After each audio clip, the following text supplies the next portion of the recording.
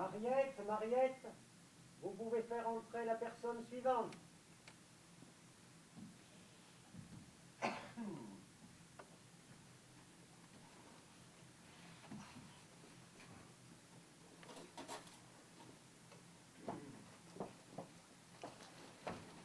Bonjour, monsieur. Docteur, appelez-moi docteur. Répondez-moi, oui docteur ou non docteur. Oui, monsieur. Pardon. Oui, docteur. Déshabillez-vous. Mais c'est que... Mais enfin, mais dépêchez-vous, mon brave. Je n'ai pas que ça à faire. Vous avez le teint cireux, mon ami. Après avoir dîné, ne souffrez-vous pas du ventre? Non. Enfin, si, quelquefois. Je sens une espèce de démangeaison ici. Ouais. Mais qu'est-ce que ça vous fait? Ça me chatouille. Ouais. Ou plutôt, ça me gratouille. Attention, ne confondons pas. Est-ce que ça vous chatouille ou est-ce que ça vous gratouille? Ça me gratouille. Ah, mais ça me chatouille bien aussi un petit peu. Alors, désignez-moi exactement l'endroit. Par ici. Par ici. Où cela, par ici? Là. Ou peut-être là. Entre les deux. Juste entre les deux? Oui. Ne serait-ce pas plutôt un rien sur la gauche, là où je mets mon doigt? Oh, oui, on dirait que ça me fait mal. Très important. Attention. Asseyez-vous, rhabillez-vous, asseyez-vous.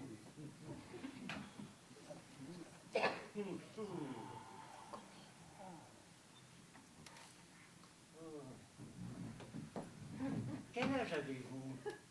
51, 52. Plus près de 52 ou de 51? Ah, plus près de 52. Je les aurai fin novembre.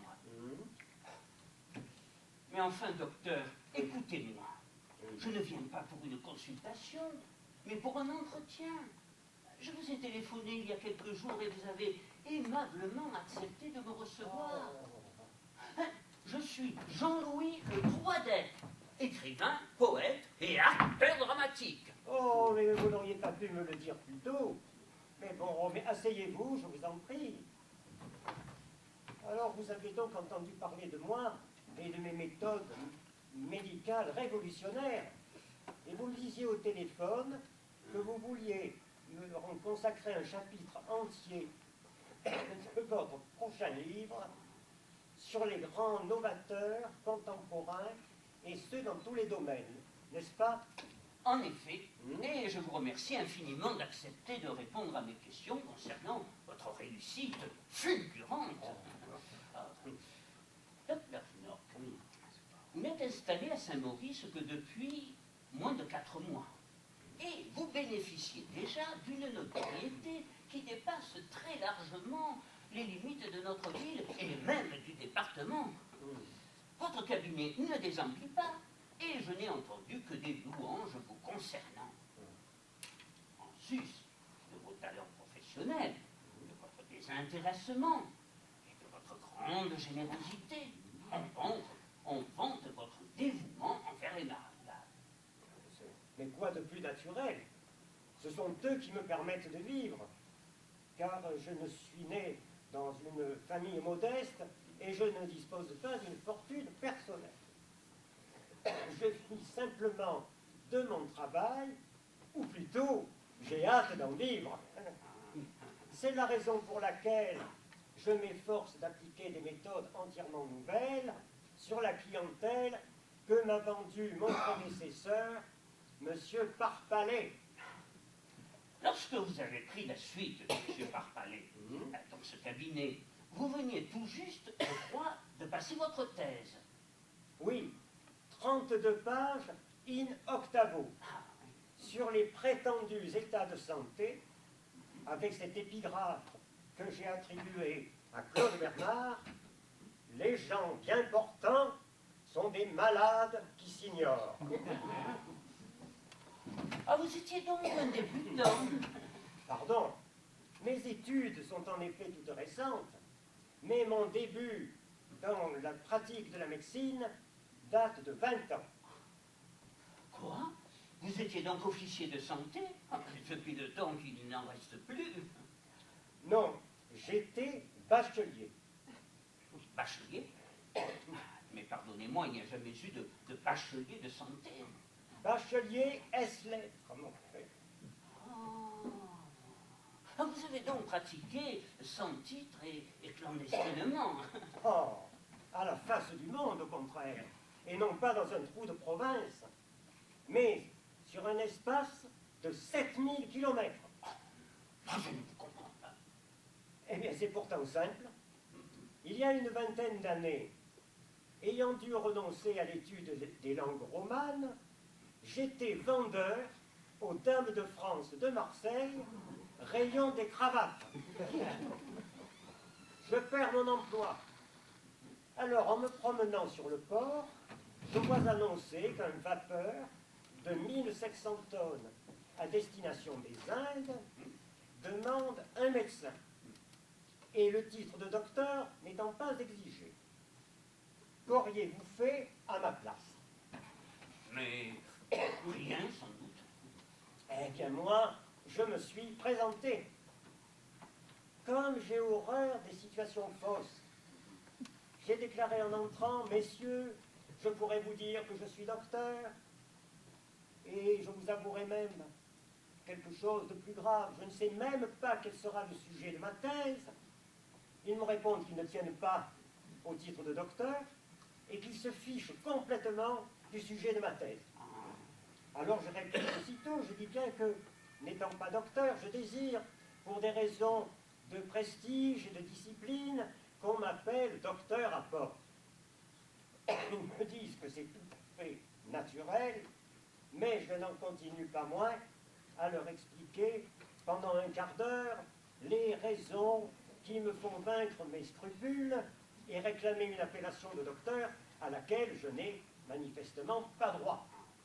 Du coup, il ne nous est plus resté que 3 minutes pour régler le problème des honoraires.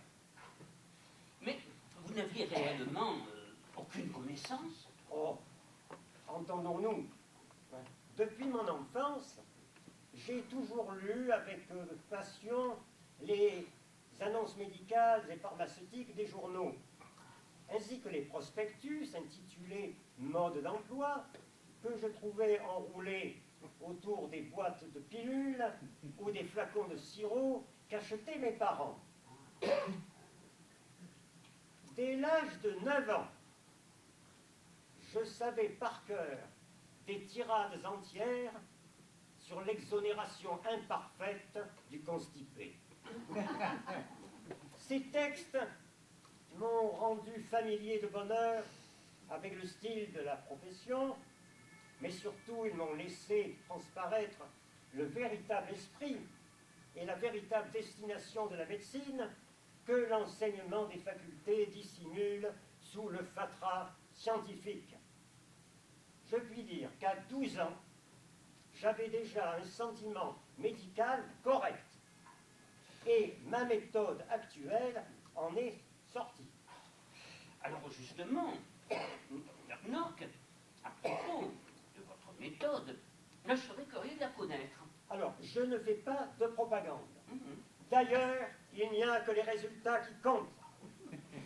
Avant de vous parler de ma méthode, je voudrais vous préciser qu'après avoir mon expérience sur le vapeur, eh bien, j'ai décidé d'entreprendre des études médicales parce que ça pouvait toujours servir.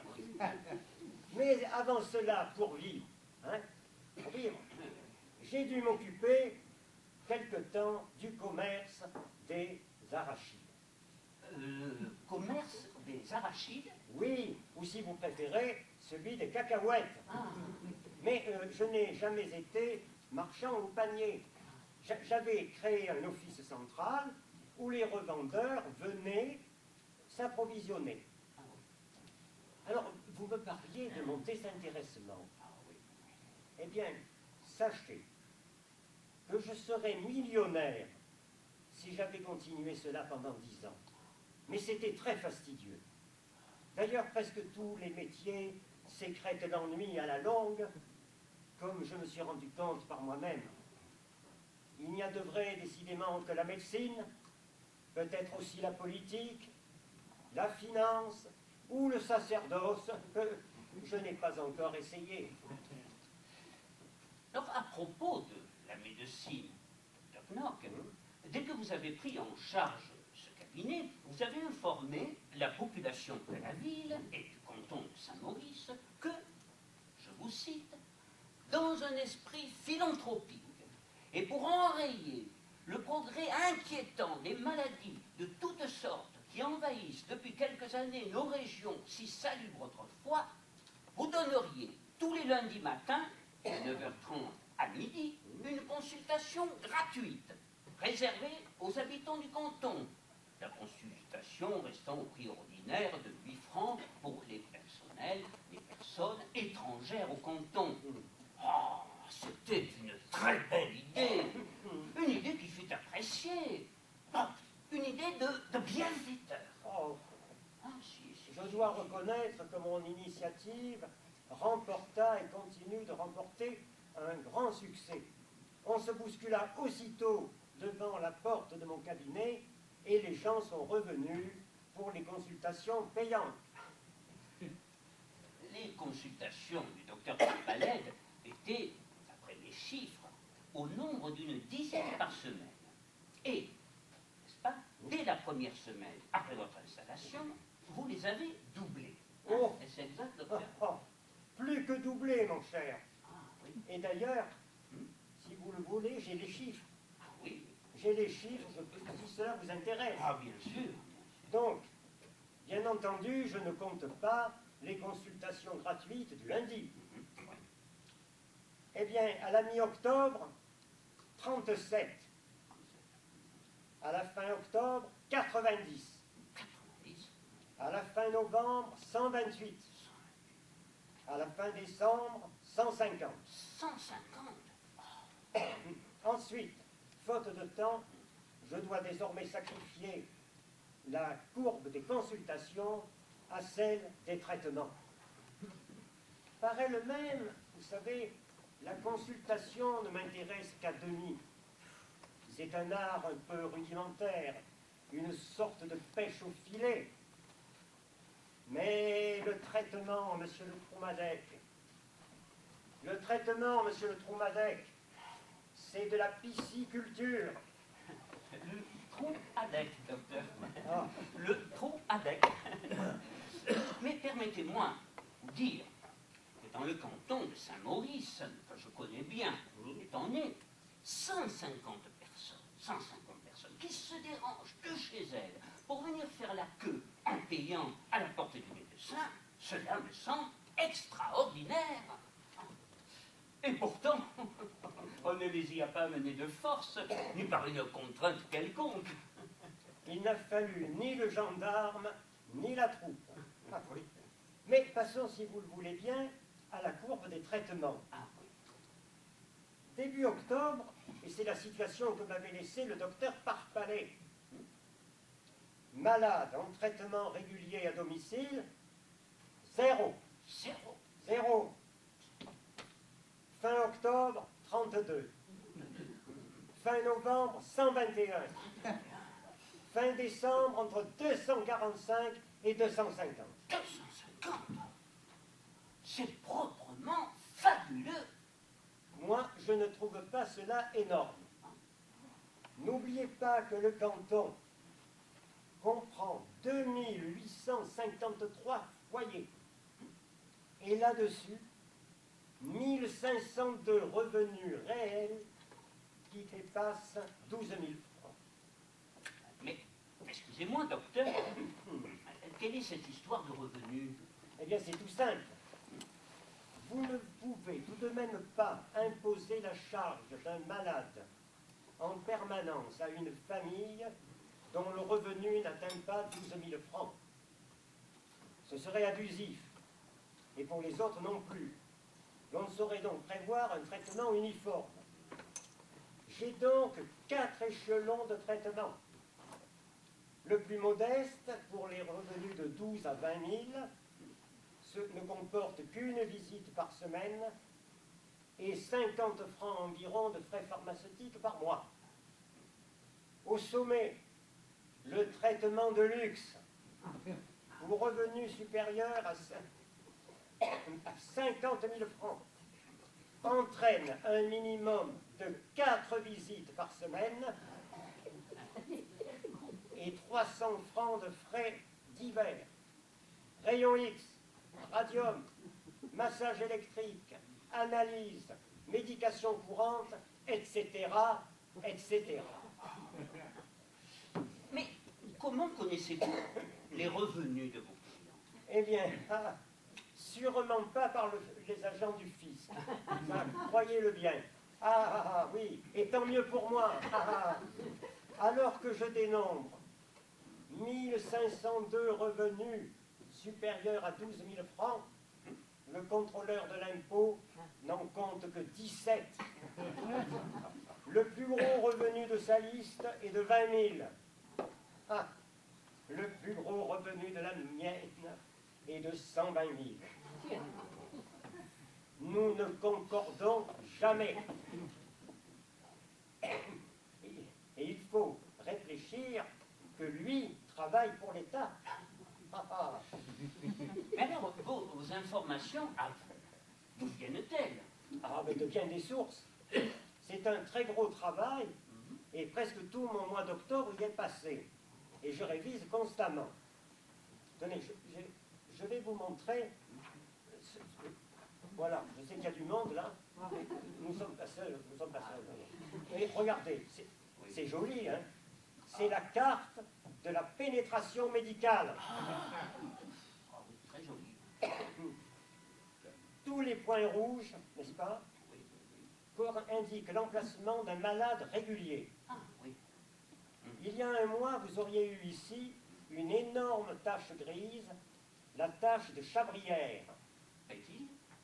Oui, Chabrière du nom du hameau qui en formait le centre. Mes efforts là, de ces dernières semaines ont porté là-dessus, si bien que vous la distinguez à peine, parce qu'elle a été morcelée. Et là, vous avez au centre tous les malades là. Oui. Voilà. Oui, en effet, oui, tout à fait. Ce sont nos malades, mes malades.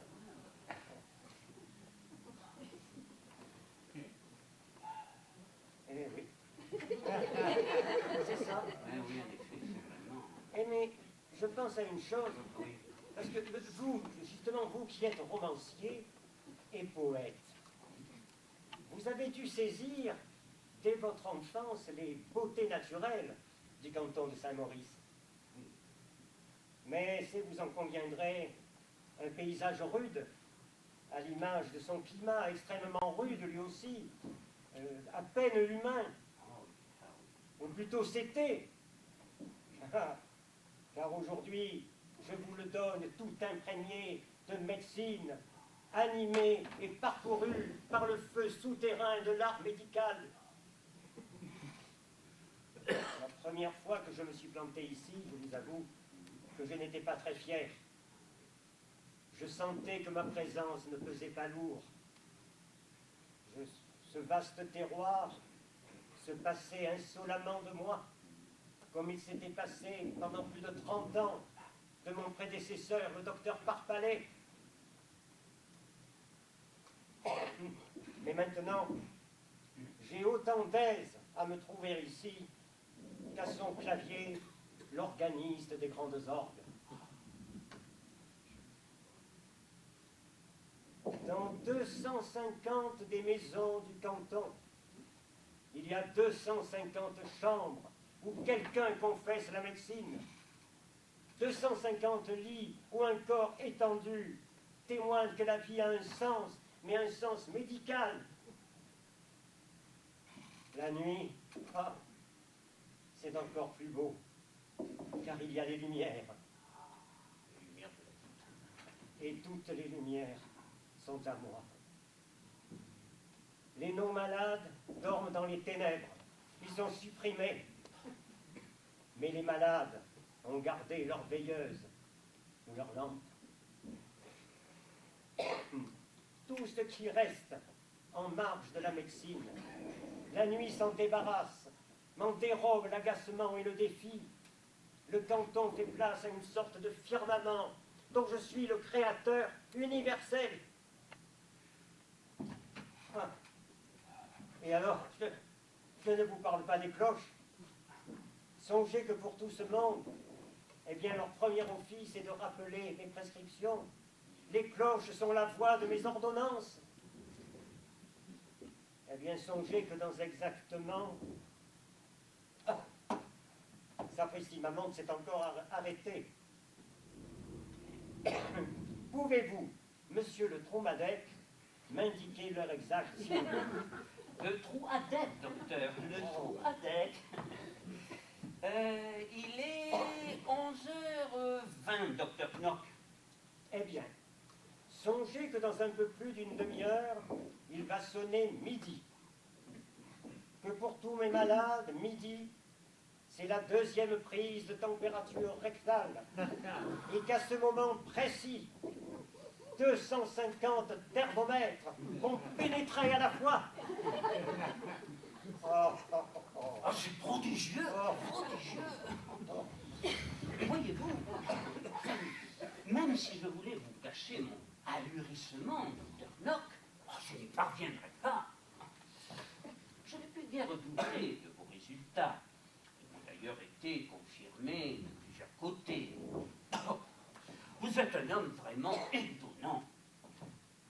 Mais permettez-moi de vous poser une question un peu osée. Je vous en prie. Est-ce que vous n'éprouvez pas, comment dirais-je, un certain scrupule? Je voudrais vous comprendre mieux. J'allais dire que je donne dans le rigorisme, que je coupe les cheveux en quatre. Mais est-ce que, dans votre méthode, telle que vous me l'exposez, l'intérêt du malade n'est pas un peu subordonné à l'intérêt du médecin? Ah, je vous arrête, monsieur le trou, madame. Vous semblez oublier qu'il y a un intérêt supérieur à ces deux-là. Le Troadec, docteur, le Troadec. Un intérêt supérieur? Mais lequel? Mais oui, celui de la médecine. C'est le seul dont je me préoccupe. Croyez-moi que je ne pense jamais à moi. Je n'ai aucune ambition personnelle. Je ne pense qu'à la médecine et j'œuvre pour son triomphe universel. Le docteur Albert Schweitzer. Albert Schweitzer, proclamé, tout homme devrait pouvoir profiter des progrès et des moyens efficaces de lutte contre la maladie et la douleur physique. Et c'est à cela que je me consacre. Faire profiter à tous les hommes des bienfaits de la médecine et les convaincre de sa toute-puissance. Oui, oui, oui. Ainsi, vous me donnez un canton peuplé de quelques milliers d'individus, neutres, indéterminés. Eh bien, mon rôle sera de les déterminer, de les amener à l'existence médicale. Je les mets au lit et je regarde ce qui va pouvoir en sortir. Un tuberculeux, un névropathe, un artérioscléreux, ce qu'on voudra, mais quelqu'un, bon Dieu, quelqu'un. Oh, rien ne m'agace tant que cet être ni chair, ni poisson, que vous appelez un homme bien portant. Mais vous ne pouvez pas cependant mettre tout un canton au lit. Oh, cela se discuterait.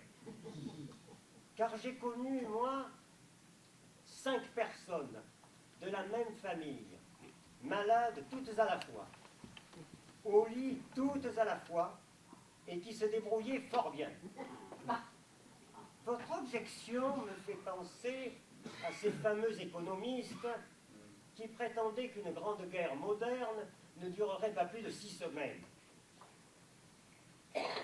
La vérité, c'est que nous manquons tous d'audace, que personne, pas même moi, n'osera aller jusqu'au bout et mettre toute une population au lit.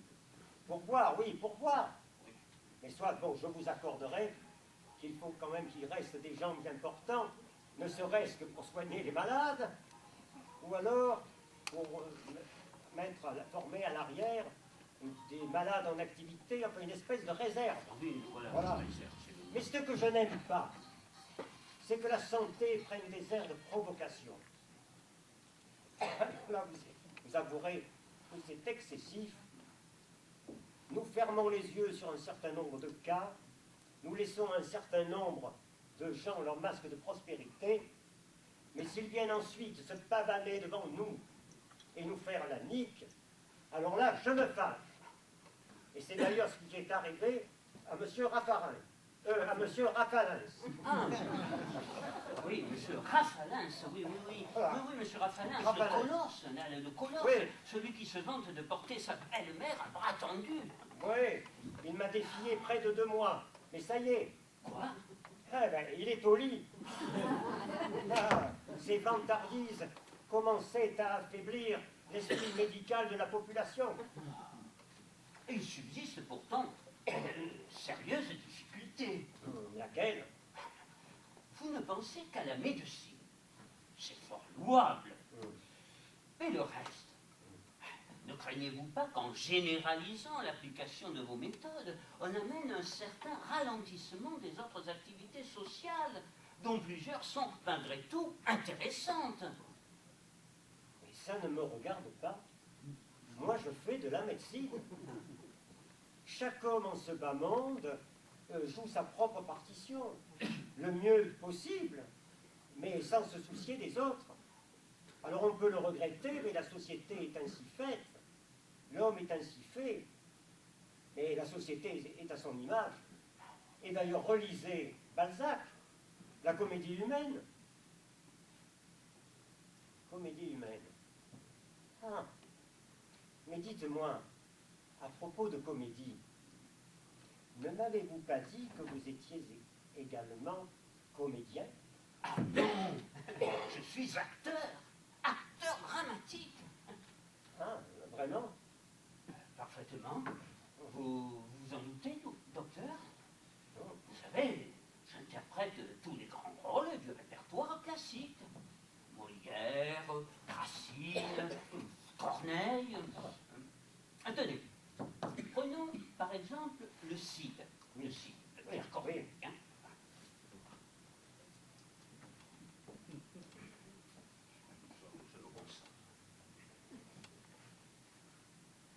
Nous partîmes 500, et par un prompt renfort, nous nous vîmes 3000 en arrivant au port.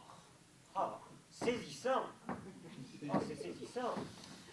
Tenez, Don Diego, toujours dans le Cid. Oh rage!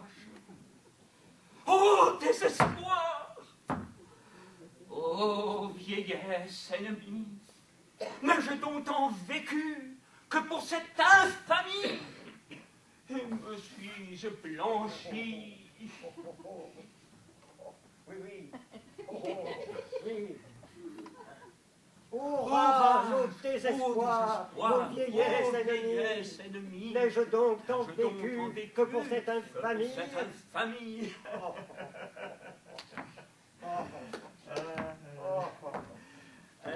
Non, je peux vous interpréter aussi la tirade des nez de Cyrano. Oh. C'est un roc! Oh. C'est un pic! C'est un cap! Que dis-je? C'est un cap! C'est une péninsule! Bravo. Très bien, très bien. Vous êtes très bien, je vous crois sur parole. Vous me l'avez... Asseyez-vous. Merci. Vous êtes vraiment un grand acteur. Asseyez-vous. Très Oui, bien. bien. Très bien. Oui, mais... Ah. Où en étions-nous donc? Où est-ce qu'on en était? Ah ben oui, ben, je vous disais, ah voilà, je vous disais que je fais de la médecine, comme vous, vous êtes acteur et écrivain, et je ne m'occupe pas de ce que font les autres. Oui, oui. D'ailleurs, lorsqu'il construit sa ligne de chemin de fer, pensez-vous que l'ingénieur se demande ce qu'en pense le médecin de campagne? Ah, c'est pourtant vrai.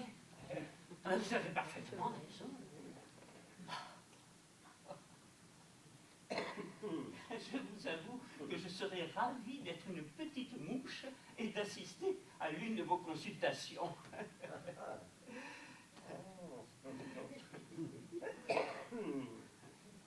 J'ai beaucoup de malades, vous remarquez, qui m'ont communiqué leur Oui, propre. effectivement. Ah, mais oui. Mais alors, attendez, mais je pense à quelque chose, mais dites-moi, puisque vous êtes acteur, vous êtes bien acteur. Ben, vous me l'avez prouvé. Mais au fait, dans quel théâtre vous produisez-vous? À Saint-Maurice, il n'y a qu'une salle de cinéma et encore bien vétuste.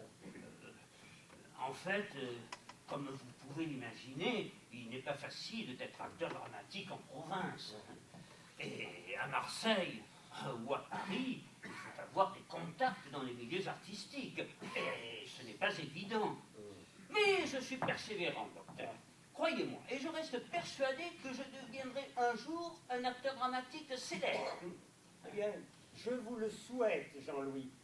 Vous permettez que je vous appelle Jean-Louis, ce sera plus simple. Mais avec plaisir, docteur. Alors, je disais donc, puisque vous êtes acteur, Jean-Louis, vous connaissez bien évidemment les jeux de rôle.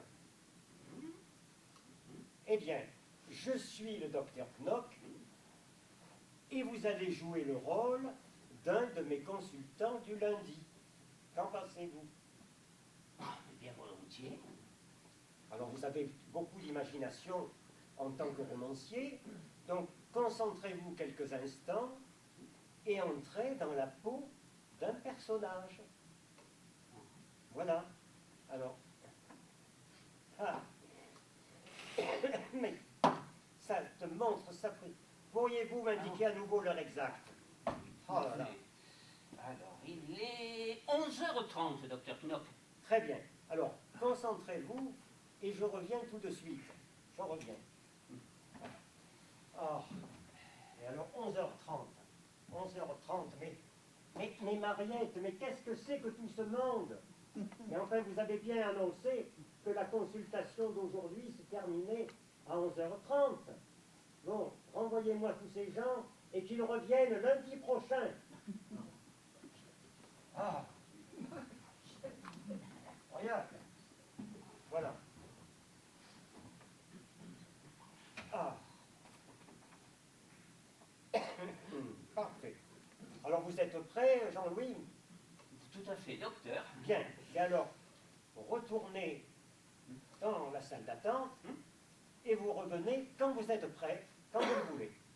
Voilà.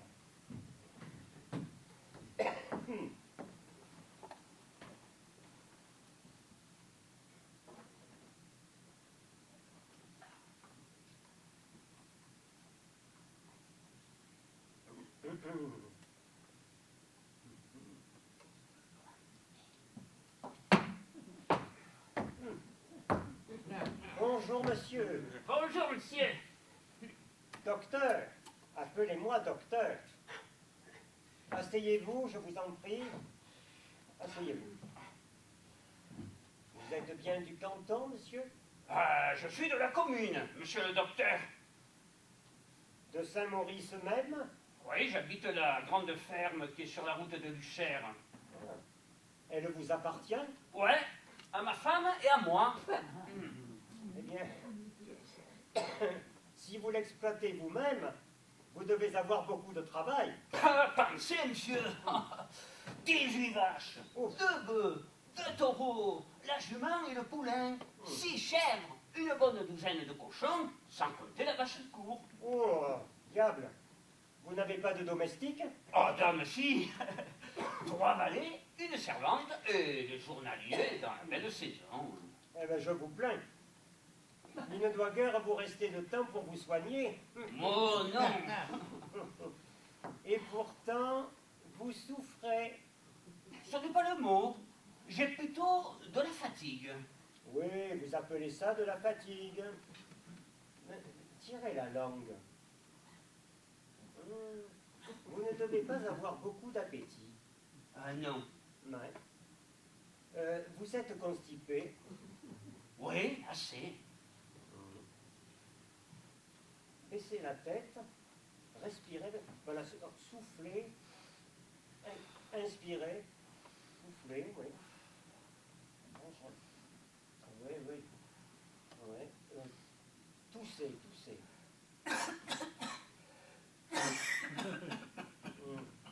Ouais. Je me demande, vous n'êtes jamais tombé d'une échelle étant petit? Oh. Ah, je ne me souviens pas. Oui, votre veste.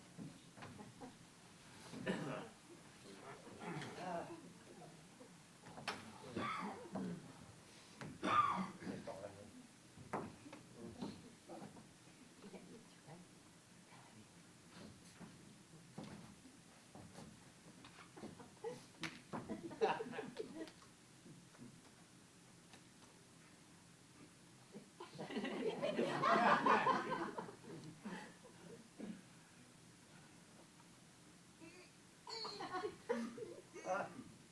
Ouais, ouais. C'est vous. Ouais.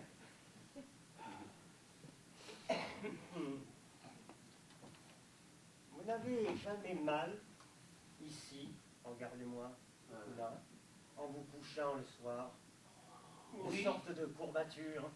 Oui, c'est vrai, des fois. Essayez de vous rappeler, ce devait être une grande échelle. Ah, ça, je ne sais fiche rien. Mais ça se veut bien. C'était une échelle de 3,50 m posée contre un mur. Vous êtes tombé à la renverse et c'est la fesse gauche qui a porté. Et heureusement. Heureusement.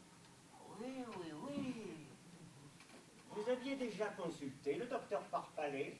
Ah non, jamais. Et pourquoi? Oh, il ne donnait pas de consultation gratuite. Ah.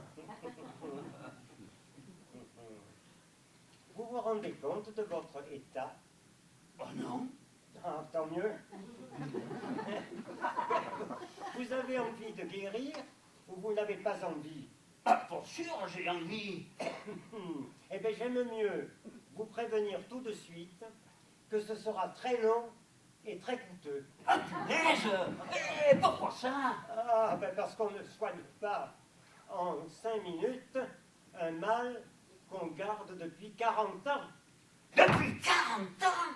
Oh! Oui, depuis que vous êtes tombé de votre échelle. Et combien ça me coûterait? Ouais. Ah ben oui, tiens, que valent les veaux aujourd'hui? Ah, ça dépend des marchés, de la grosseur.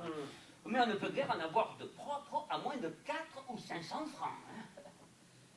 Et les cochons gras? Ah, là, il y en a qui font plus de 1000. Eh bien, ça vous coûtera à peu près deux cochons et 2 veaux. Près de 3000 francs? Quand elle le sort, c'est une somme. Eh, mon Dieu, mon Dieu, Jésus-Marie, comme dirait ma femme, un pèlerinage à Lourdes, ça nous reviendrait moins cher. Si vous aimez mieux faire un pèlerinage, je ne vous en empêcherai pas, mais ça ne réussit pas toujours. Mais enfin, qu'est-ce que je peux donc avoir de si terrible que ça? Eh bien, je vais vous l'expliquer en 1 minute à l'aide de ce schéma. De ce schéma, voilà, qui est, voilà. C'est votre moelle épinière en coupe. Ah, bah, moi, l'épinière, ouais. Là, vous reconnaissez, enfin, c'est simplifié, mais le faisceau de Turc. et là la colonne de Clark. Lorsque vous êtes tombé de votre échelle, le Turc et le Clark ont glissé en sens inverse de quelques dixièmes de millimètre. Vous me direz que c'est très peu. Je vous dirai oui, c'est vrai, mais c'est très mal placé. Et de là, d'ailleurs, vous avez un tiraillement continu vers les multipolaires.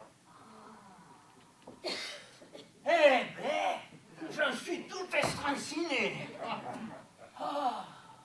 Et oui, remarquez que vous ne mourrez pas tout de suite. Hein. Du jour au lendemain, on peut attendre. Hein. Ah oui. Oh, peu cher, j'ai bien eu du malheur de tomber de cette échelle. Je me demande même s'il ne vaut pas mieux laisser les choses en état. Et puis, vous savez, l'argent est si dur à gagner. Les années de vieillesse, bon, on en a toujours bien assez, et puis pour le plaisir qu'elles nous donnent. Ouais. Et en faisant ça plus grossièrement, vous ne pourriez pas me guérir à moins cher, à condition que ce soit bien fait tout de même. Hein. Ce que je puis vous proposer, c'est de vous mettre en observation. Ça ne vous coûtera pratiquement rien. Au bout de quelques jours, vous vous rendrez compte par vous-même de la tournure que prendra le mal et vous déciderez. Oh oui, c'est ça, oui. Voilà. Bon, alors vous allez rentrer chez vous, vous vous coucherez en arrivant, vous faites fermer les volets et les rideaux pour ne pas être gêné par la lumière, et vous cessez de fumer, vous mangez que le strict nécessaire. À la fin de la semaine, nous nous reverrons et on verra justement comment vous vous sentez. Alors si vos forces et votre gaieté sont revenues, eh bien c'était que le mal était moins grave qu'on pouvait l'imaginer. Je serai le premier à vous rassurer.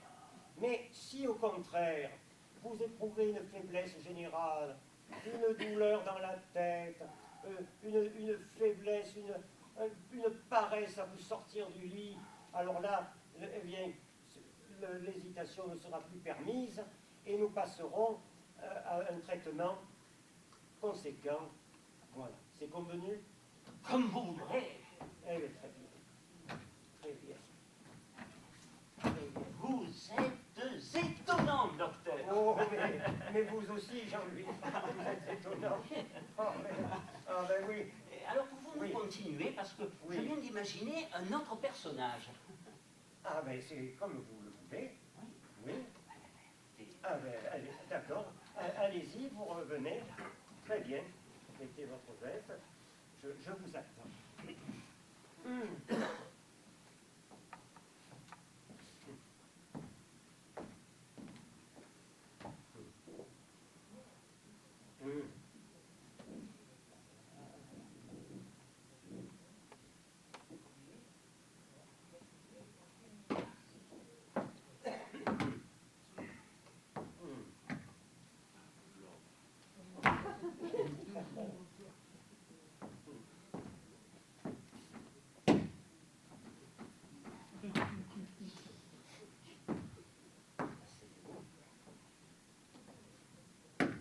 Ah, vous devez être bien étonné, docteur, de me voir ici.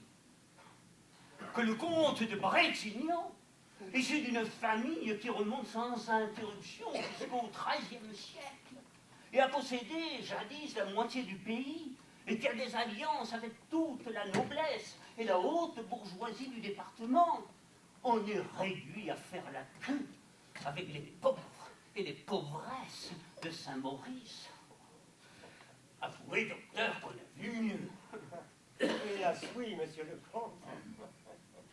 Je ne vous dirai pas que mes revenus soient restés ce qu'ils étaient d'autrefois, ni que j'ai conservé la maisonnée de 6 domestiques et l'écurie de 4 chevaux, qui étaient de règle dans la famille jusqu'à la mort de mon pauvre père. J'ai même dû vendre l'an dernier un domaine de 160 hectares qui me venait de ma grand-mère maternelle. Avec les impôts et les réparations, il ne me rapportait plus qu'une somme ridicule. 6 à 8 millions à peine. Oh, ne croyez-vous pas, docteur, que de raison de me débarrasser de ce domaine. Je le crois, monsieur le comte, si par ailleurs vous avez bien placé votre argent. Oh, vous me rassurez, docteur. Oh, j'en avais besoin. Vous ne sauriez croire quel tourment me donne la gestion de mes 4 sous. Oh, je me dis parfois qu'il me faudrait d'autres soucis pour chasser celui-là. Docteur, la nature humaine est une pauvre chose. Il est écrit que nous ne pouvons déloger un tourment qu'à condition d'en installer un autre à sa place. Mais au moins, trouve-t-on quelque répit à en changer? Oh, je voudrais ne plus penser à mes locataires, à mes fermiers ou à mes titres. Oh, je ne puis pourtant pas, à mon âge, courir les aventures amoureuses. Ni entreprendre un voyage autour du monde. Ah, mais si vous le souhaitez, je peux vous apporter quelques conseils. Parce que sans me flatter, j'ai quelques connaissances dans la gestion des fortunes des particuliers. Ah, vraiment? Ah, cela me soulagerait. J'aurais tant besoin d'un homme de confiance comme vous. Docteur, je retiens votre proposition. Mais vous attendez sans doute que je vous explique pourquoi j'ai fait la queue à votre consultation gratuite. Moi, le comte de Brétignon. Quelle que soit votre raison, monsieur le comte, elle est certainement excellente. Voilà. J'ai voulu donner l'exemple. Je trouve que vous avez eu là, docteur, une belle et noble inspiration. Mais je constate, je connais mes gens. Je connais mes gens, j'ai pensé, ils n'ont pas l'habitude, ils n'iront pas, et ce monsieur en sera pour sa générosité. Et je me suis dit, s'il voit que le descendant de l'une des plus vieilles familles aristocratiques du canton, le comte de Brétignan, n'hésite pas à inaugurer des consultations gratuites, il n'auront plus honte de s'y montrer. Car mes moindres gestes sont observés et commentés. Oh, c'est tout naturel. Eh bien, votre démarche est très louable, monsieur le comte, et vraiment, je vous en remercie. Vraiment. Je suis enchanté, docteur, d'avoir fait votre connaissance. Je reste chez moi tous les après-midi. Il vient quelques personnes de mon monde que je serais heureux de vous présenter.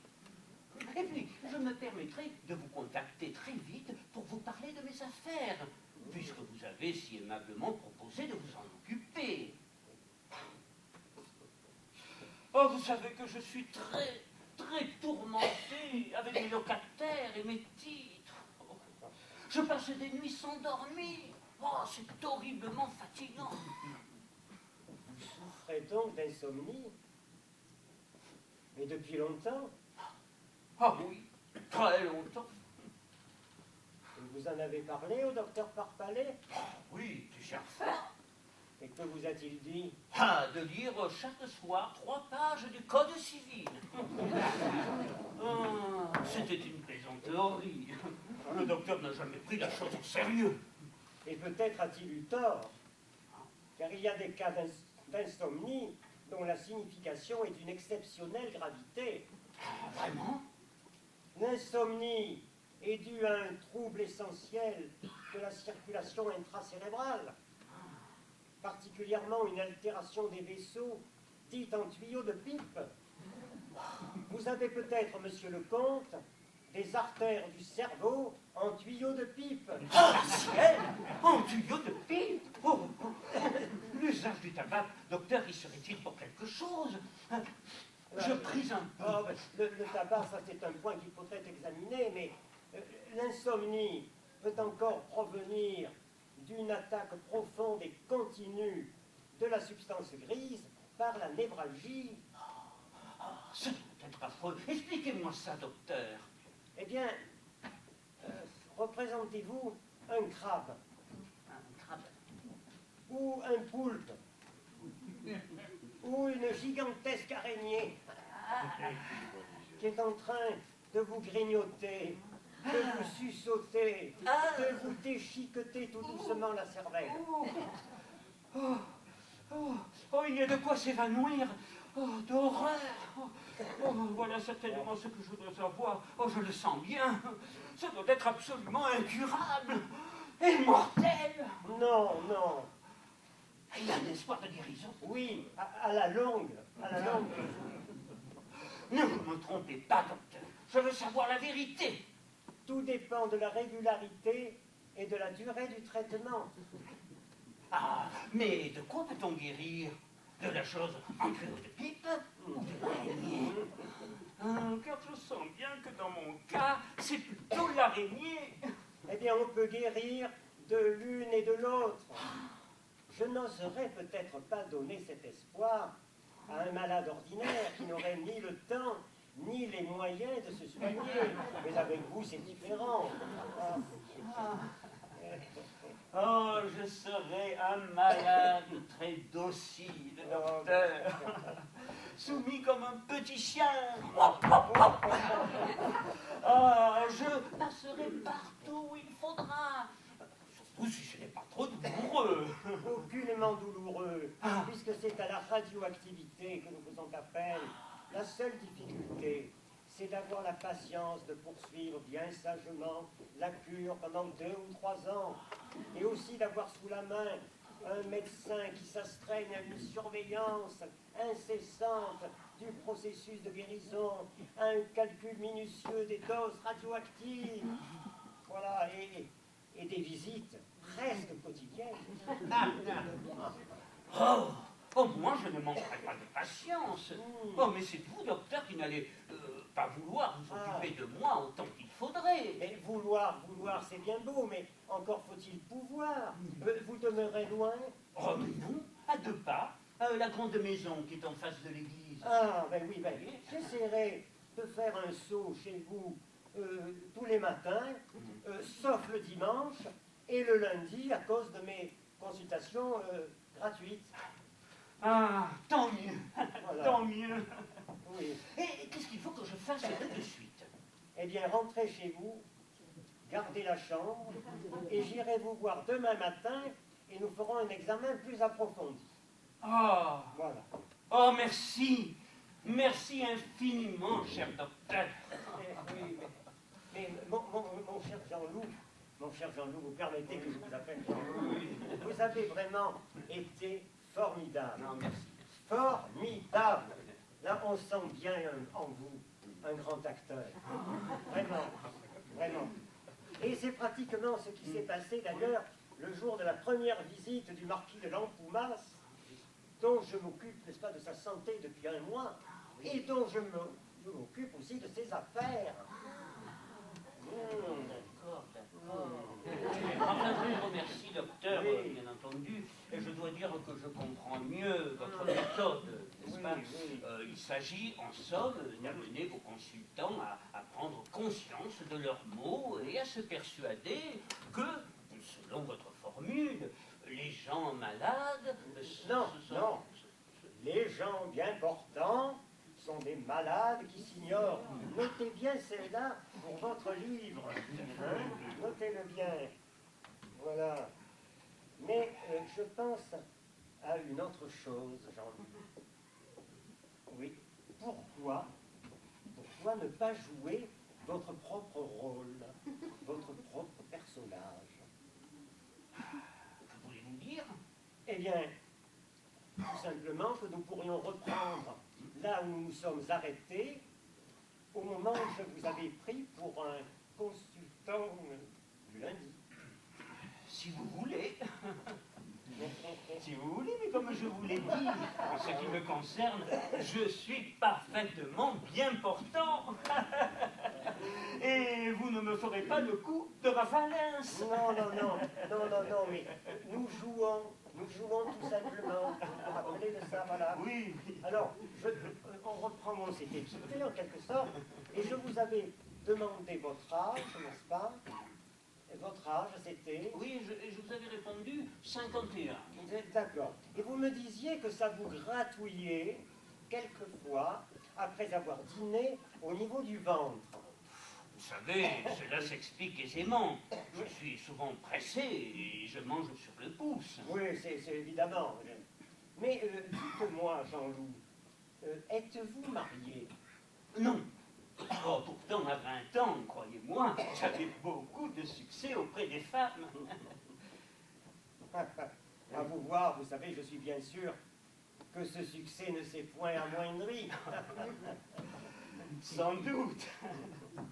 Mais voyez-vous, cher docteur, Oui. à notre âge, il n'est pas question de plaire aux femmes. Hum. Il est question que les femmes nous plaisent.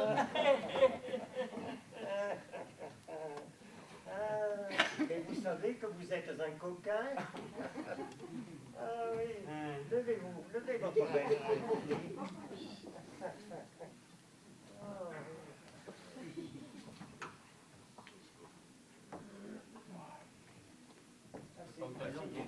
Non, non. Voilà, mettez-vous. Allongez votre bras, je vous prie. Voilà.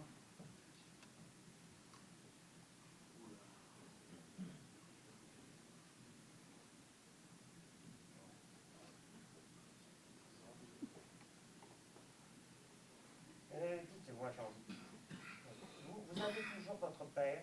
Ah non, il est mort. De mort subite? Eh oui. Oui, c'est ça. Il ne devait pas être très vieux. Eh non, 49 ans. Ah, quand même. Si vieux. Alors, attendez, je vais. Vous allez vous lever.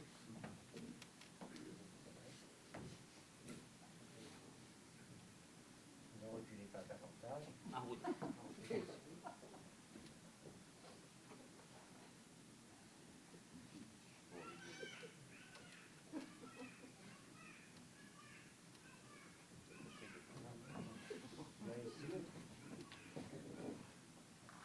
Encore un petit coup de stick. Non, ça le mérite, ça le mérite.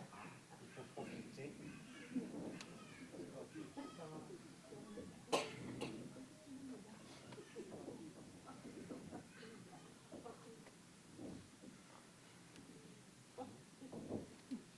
Et même à l'ancienne, baissez-vous.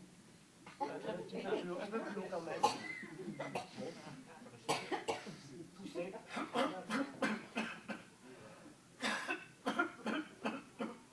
C'est bon, ça va. C'est bon. Attention, attention.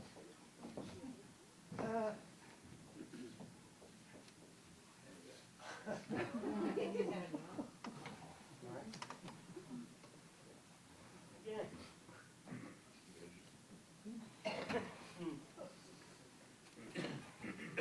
Eh bien, mon cher ami, sans vous affronter, je voudrais vous montrer dans quel état sont vos principaux organes. Je vais vous les dessiner très vite.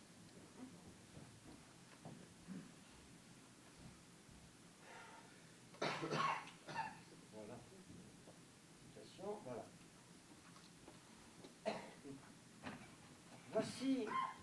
Voici le rein d'un homme normal. Voici le vôtre, hypertrophié. Voici le foie. C'est pas joli, hein? Très atrophié. Et voici le cœur. Et je dois vous dire même que votre cœur est en plus mauvais état que je ne l'ai représenté sur ce schéma.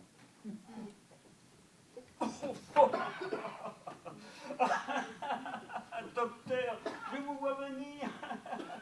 Vous croyez que vous allez me convaincre que je suis malade? Non, mais pas du tout. Nous jouons, vous savez, nous jouons. Nous jouons, n'oubliez pas. Mais toutefois, je constate. Vous constatez? Je constate. Mais oubliez ce que je viens de vous dire. Oh, docteur, je vous en prie, laissons notre jeu une minute. Il faut que je vous avoue une chose. Je bois du vin à chaque repas. mais raisonnablement.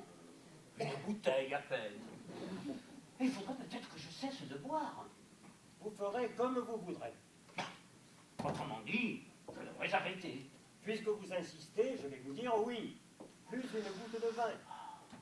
Et surtout sagesse totale de ce côté-là. Voyez ce que je veux dire? Oh, ah, je puis manger au moins. Aujourd'hui, prenez un peu de potage avant de vous coucher. Demain, si vous souhaitez que nous en reparlions, eh bien, nous en viendrons à des restrictions plus sérieuses. Mais enfin, docteur, très sérieusement, vous pensez que je suis vraiment malade? Je ne peux pas me prononcer si vite.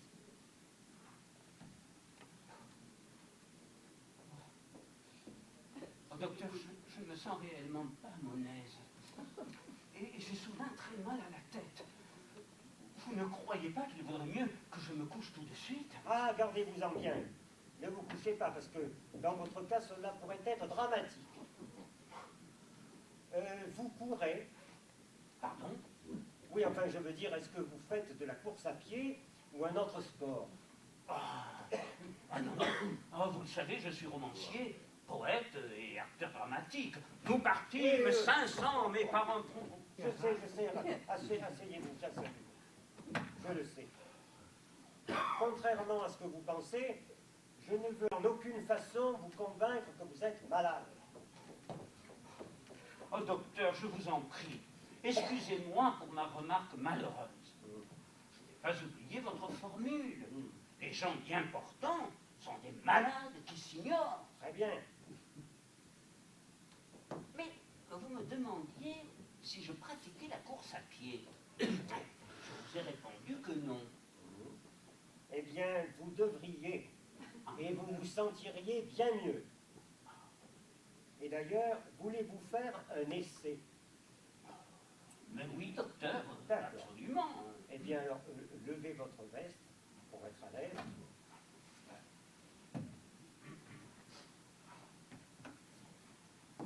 Soufflez.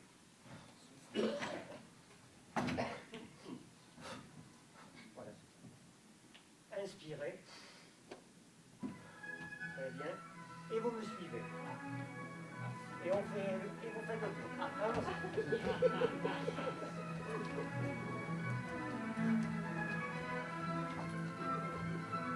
Gardez la cadence, très bien. Allez-y. Allez.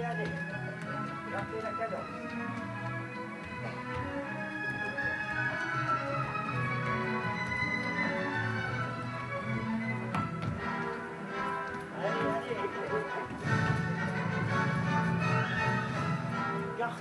Garçon charmant. Il fera un excellent malade. Allez. Très bien. Allez-y, continuez.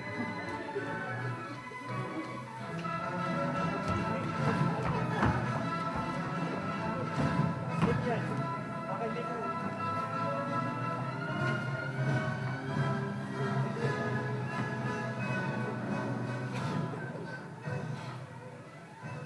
Ah, très bien. Eh bien, mon petit loup, vous sentez-vous un peu mieux? Ah oui, un peu mieux, sans doute, un peu essoufflé peut-être. Oui, mais votre mal de tête, où en est? Ah, docteur, je crois que ça m'a passé. Ah, mais c'est déjà un premier résultat. Mais c'est très bien. Mais ce petit exercice, vous devrez le poursuivre quotidiennement, pendant 1 heure, matin et soir, et ce pendant 3 mois. 3 mois? Oui. Très bien.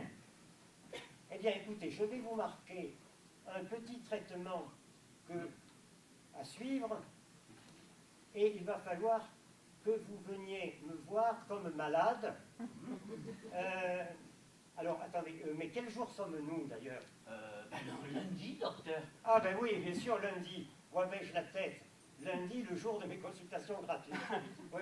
Eh bien, alors, vous reviendrez me voir jeudi à 3 heures. D'accord? Oui, oui. Très bien. Oh, je ne sais comment vous remercier. Très Oh, bien. croyez bien que je ne manquerai pas de louer votre méthode et ses résultats dans mon livre. Mais oui. Combien vous dois-je, Ah, docteur? à mon tour de vous dire que c'est le jour des consultations gratuites. Je ne vous demande rien. Peu importe. Oh, mais... Je veux absolument vous payer cette consultation. Bon, mais alors si vous insistez, d'accord. Oui. Alors attendez, combien ça va vous faire? Alors... Eh bien écoutez, vous me devez... voilà. Voilà. Oh. Oh non, c'est l'émotion. Oui, oui. Oh. C'est l'émotion.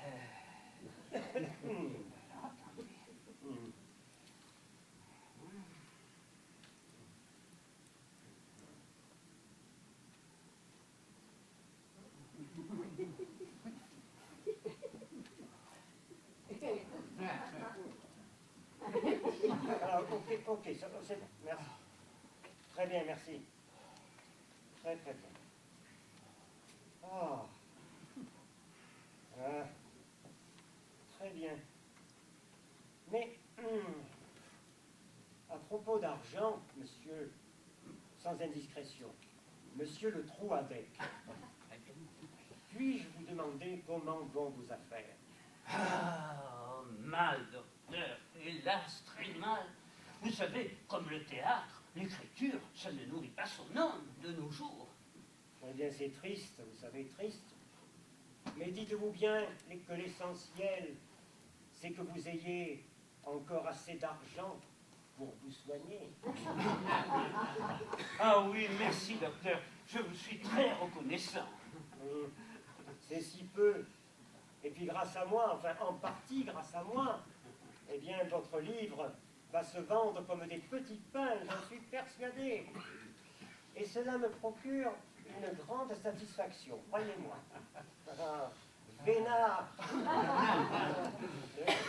Encore merci, docteur. Écoutez, je vous ferai parvenir le chapitre vous concernant dès qu'il sera rédigé, afin d'obtenir votre sentiment. Oui, très bien.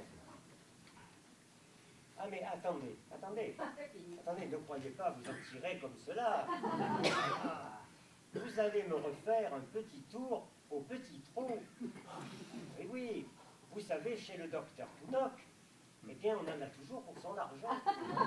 Alors, vous faites donc le tour de la maison, les 3 étages, vous descendez, vous montez. Ne vous inquiétez pas, Mariette a l'habitude de monter, descendre des étages. Et pendant ce temps-là, il faut que je donne un petit coup de fil que j'allais oublier d'ailleurs. Donc, allez-y, allez-y.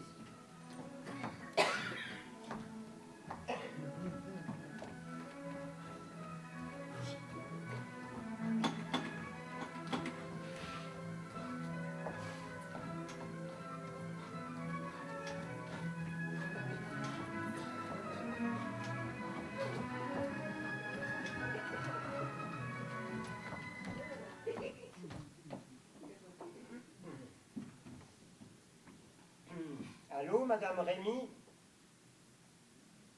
Je voulais d'abord vous dire que j'ai appris votre trahison. Parfaitement, votre trahison. Je pèse mes mots. J'ai appris, car tout se sait à Saint-Maurice, que vous avez fait venir un autre médecin pour soigner votre mari qui est entre mes mains depuis plusieurs semaines. C'est vrai que sa santé ne s'est pas améliorée, malgré mon traitement. Mais la médecine et le docteur Knock ne peuvent pas toujours faire des miracles. Et ce n'est pas en changeant de médecin que... Hein? Comment ça? Vous auriez dû le faire bien avant? Oh, oh. Hein? Ah! Monsieur Rémy est mort cette nuit? Diable! Le charlatan que vous avez appelé a réussi à le liquider en moins de 3 jours. Ah, Madame Rémy, je vous plains. Vous aurez tout le reste de votre vie la mort de votre mari sur la conscience. Au revoir, madame. Ah. Voilà ce qu'il en coûte de lâcher le docteur Knock. Quelle ingratitude! Saleté! Oh. Oh, vous êtes déjà... Là, vous... Déjà? J'arrive à l'instant, docteur. Ah bon? Je viens de me souvenir que j'avais un rendez-vous très urgent dans moins d'une heure. Je dois partir tout de suite. Vous m'excuserez. Mais comment? Je dois m'en aller, j'avais complètement oublié. Mais vraiment, mais comment? Mais attendez, mais hop, bon sang, mais quelle heure? Mais cette foutue montre ne marche plus. Mais dites-moi, quelle heure est-il exactement? Mais c'est pas possible. Il est midi, docteur Knock. Ah, midi, très bien, midi. C'est la deuxième prise de température rectale de tous mes malades. Attendez, attendez. Attendez, tenez, mais si. Non, mais merci, docteur, je Mais dois il est partir. midi. Attendez, je Il dois est partir midi. tout de suite. Excusez-moi. Il est midi. Au revoir, docteur. Oui, il Au est revoir. midi. Attendez, c'est la température. Il est midi, il est midi.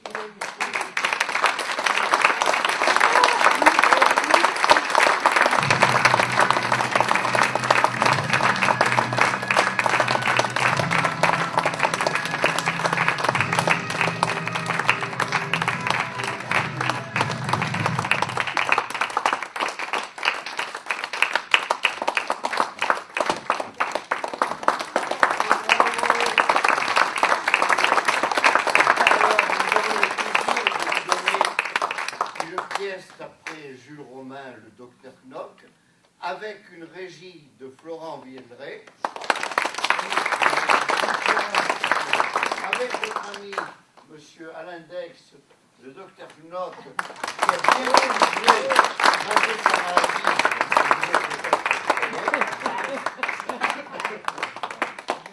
et une adaptation de Claude Camous dans le rôle du